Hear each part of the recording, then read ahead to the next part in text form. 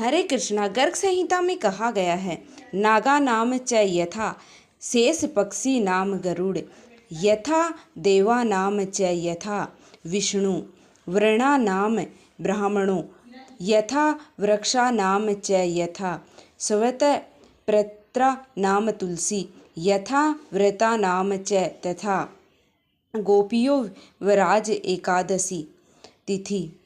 हे गोपियों, जैसे नागों में शेष, पक्षियों में गरुड़, देवताओं में विष्णु, वृणों में ब्राह्मण, वृक्षों में पीपल तथा पत्रों में तुलसी दल सबसे श्रेष्ठ है, उसी प्रकार व्रतों में एकादशी तिथि सर्वोत्तम है। और वर्ष में इन सभी एकादशी तिथियों में कुछ एकादशी विशेष होती हैं, जैसे कि देवशयनी एकादशी, देवउठनी एकादशी, देवउठनी निर्जला एकादशी, परिवर्तनीय एकादशी इत्यादि।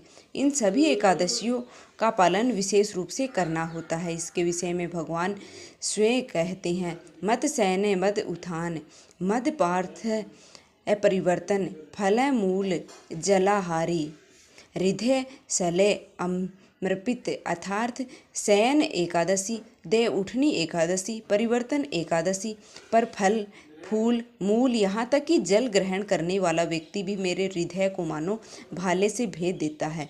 जब भगवान स्वयं इस देवशयनी एकादशी का इतना गुणगान कर रहे हैं तो हम समझ सकते हैं कि हमारी भक्ति के लिए यह कितनी महत्वपूर्ण होगी। प्रत्येक वर्ष आषाढ़ मास के शुक्ल पक्ष में आने वाली देवशयनी एकादशी के दिन ही भगवान श्री हरि 4 मास के लिए अपनी योग निद्रा में चले जाते हैं। हालांकि यह भगवान की एक दिव्य लीला है और इस समय के अंदर हमें अधिक से अधिक आध्यात्मिक कार्य करने के लिए कहा गया है। हम इसे चतुर्मास के नाम से जानते हैं। कई भक्तगण देवशयनी एकादशी से चतुर्मास का पालन प्रारंभ करते हैं और कुछ भक्तगण पूर्णिमा से चतुर्मास का पालन प्रारंभ करते हैं। तो चलिए इस पवित्र एकादशी के अवसर पर हम श्रवण करते हैं इससे जुड़ी हुई एक पौराणिक कथा कि महाराज युधिष्ठिर ने भगवान श्री कृष्ण से पूछा कि हे केशव, आषाढ़ मास के शुक्ल पक्ष में आने वाली एकादशी का नाम क्या है और इस एकादशी का पालन करने की व्रत विधि क्या है। युधिष्ठिर महाराज की जिज्ञासा सुनकर भगवान श्री कृष्ण ने कहा कि हे धर्मराज, ध्यान से सुनिए। अब मैं आपको वो कथा सुनाने जा रहा हूँ जो श्री सृष्टि के रचयिता स्वयं ब्रह्मा जी ने देवऋषि नारद से कही थी। अब देखिए, जैसा कि आप जानते हैं, परम वैष्णव नारद मुनि सदैव ही लोक का कल्याण हेतु भिन्न भिन्न लोकों में विचरण करते रहते हैं और करुणामय वे सदैव सामान्य बुद्ध जीवों के उद्धार हेतु प्रयासरत रहते हैं। ऐसे ही जन कल्याण की जिज्ञासा को लेकर एक दिन देवऋषि नारद पहुंच गए अपने पिता ब्रह्मा जी के पास। वहां जाकर उन्होंने पूछा कि हे पिताश्री, आषाढ़ मास के शुक्ल पक्ष में कौन सी एकादशी आती है और किस प्रकार से वह भौतिकता में लिप्त बुद्ध जीवों का उद्धार कर सकती है। नारद मुनि का प्रश्न सुनकर के ब्रह्मा जी ने कहा कि हे प्रिय पुत्र, भगवान श्री हरि की प्रिय एकादशी से अधिक मंगलमय अवसर क्या हो सकता है। जो भी व्यक्ति एकादशी का अनादर करता है वह नरक का गामी बनता है। आषाढ़ मास के शुक्ल पक्ष में आने वाली एकादशी को देवशयनी एकादशी या फिर पद्मासनी एकादशी के नाम से जाना जाता है। इसके विषय में अब मैं तुम्हें एक पौराणिक कथा सुनाता हूँ। पृथ्वी पर सूर्य वंश के अत्यंत ही पराक्रमी और धर्मनिष्ठा राजा मानधाता राज्य करते थे। उसके राज्य में समस्त प्रजागण अत्यंत ही सुखी, संपन्न और धर्मपरायण थी। राज्य कोष के नैतिक कमाई से संपन्न था और यही कारण था कि किसी भी प्राकृतिक आपदाओं और अवरोधों के बिना राजा मानधाता ने अनेक वर्षों तक सुखपूर्वक राज्य किया था। लेकिन राजा के जीवन में एक ऐसा समय आया जब उसकी धर्मनिष्ठा और प्रजा वात्सल्य होता पर प्रश्न खड़ा उठ हुआ कि लगातार 3 वर्षों तक राज्य में वर्षा की एक बूंद भी नहीं गिरी और संपूर्ण राज्य में अकाल की आंधी से लिपट गया। इन 3 वर्षों में अन्न और फल का एक दाना भी नहीं उगा। अब देखिए, ऐसे समय में प्रजा का तो एक ही सहारा होता है और वह है राजा। इसलिए सभी प्रजागण राजा मानधाता के पास पहुंच गए। उनसे प्रार्थना करते हुए कहने लगी कि हे राजन, आपने सदैव हमारे हित के लिए विचार किया है। कृपया वर्षा और अन्न के अभाव से इस विषम स्थिति में हमारी रक्षा करें। हम आपकी शरण ग्रहण करते हैं। प्रजा की इस आदरता प्रार्थना सुनकर के राजा ने कहा, शास्त्रों में वर्णित है कि यदि कोई राजा अधर्म का अनुसरण करता है तो उसका दंड उसकी प्रजा को भुगतना पड़ता है। मैं अपने भूत और वर्तमान का गहरा चिंतन करता हूँ, लेकिन मुझे अपना ऐसा कोई कर्म नहीं दिख रहा है। फिर भी प्रजा के हित के लिए मैं स्थिति का निवारण अवश्य करने जाऊँगा। इस प्रकार से अपने मन में कुछ निर्णय निर्णय करके राजा अपनी सेना और मंत्रियों के साथ वन की ओर चल पड़े। जंगल में अनेक ऋषि मुनियों के आश्रम से निकलते हुए अंत में राजा मानधाता महान तपस्वी ऋषि अंगिरा के आश्रम में पहुंचे।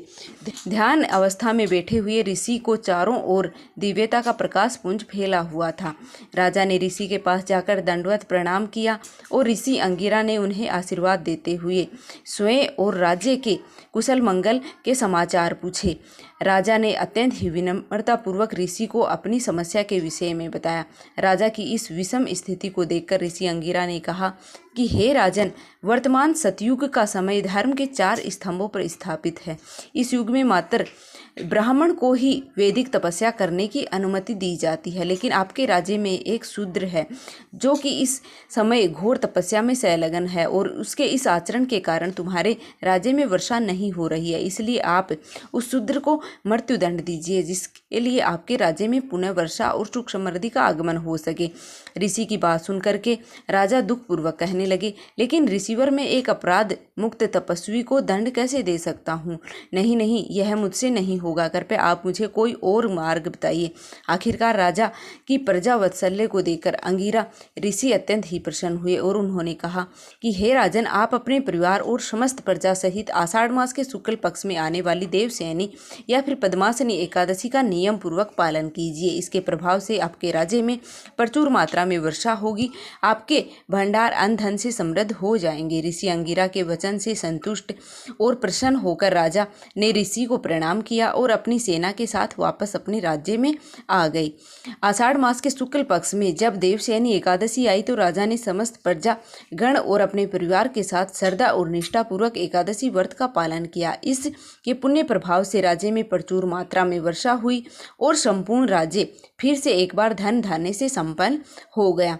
कथा का समापन करते हुए ब्रह्मा जी ने नारद मुनि से कहा कि इसलिए हे नारद, यह समस्त जीवात्माओं से मुक्त प्रदान करने वाला ब्रह्मा जी और नारद मुनि के संवाद को संपन्न करते हुए भगवान श्री कृष्ण ने महाराज युधिष्ठिर से कहा कि हे राजन, यह पद्मासनी एकादशी इतनी प्रभावशाली है जो कि व्यक्ति इसका श्रवण पठन करता है वह पाप से मुक्त हो जाता है।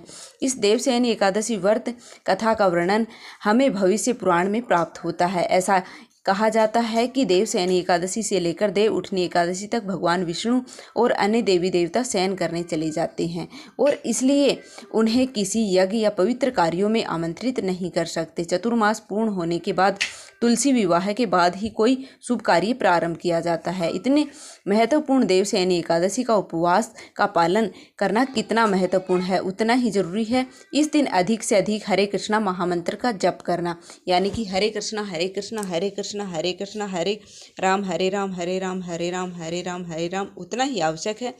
इस दिन अधिक से अधिक भगवान की सुंदर लीलाओं का श्रवण करना और श्रीमद् भागवत गीता जैसे ग्रंथों का अध्ययन करना। इस दिन अपनी चेतना और मन को अधिक से अधिक श्री कृष्ण के ध्यान में केंद्रित करना चाहिए। अगले दिन निर्धारण समय में इस व्रत का पारण है वो अवश्य करना चाहिए, क्योंकि तभी इस व्रत को पूर्ण माना जाएगा। व्रत का पालन जितना महत्वपूर्ण है उसका निर्धारण समय और विधि अनुसार पारण करना भी महत्वपूर्ण है। संपूर्ण विधि हम अपने अगले वीडियो में आपको बताएंगे। तो अगर आपने अभी तक हमारे चैनल को सब्सक्राइब नहीं किया तो प्लीज़ हमारे चैनल को अभी सब्सक्राइब कर लीजिएगा। तो अगर आज की यह कथा आपको अच्छी लगी है तो प्लीज़ हमारी वीडियो को लाइक करके और चैनल को सब्सक्राइब अवश्य कर लेना, ताकि आगे भी ऐसी ही वीडियो हैं वो आपको सबसे पहले मिलती रहे। तो मिलते हैं फिर से एक और वीडियो के साथ। धन्यवाद। भगवान विष्णु और माता लक्ष्मी की कृपा आप और आपके परिवार पर सदा सर्वदा बनी रहे।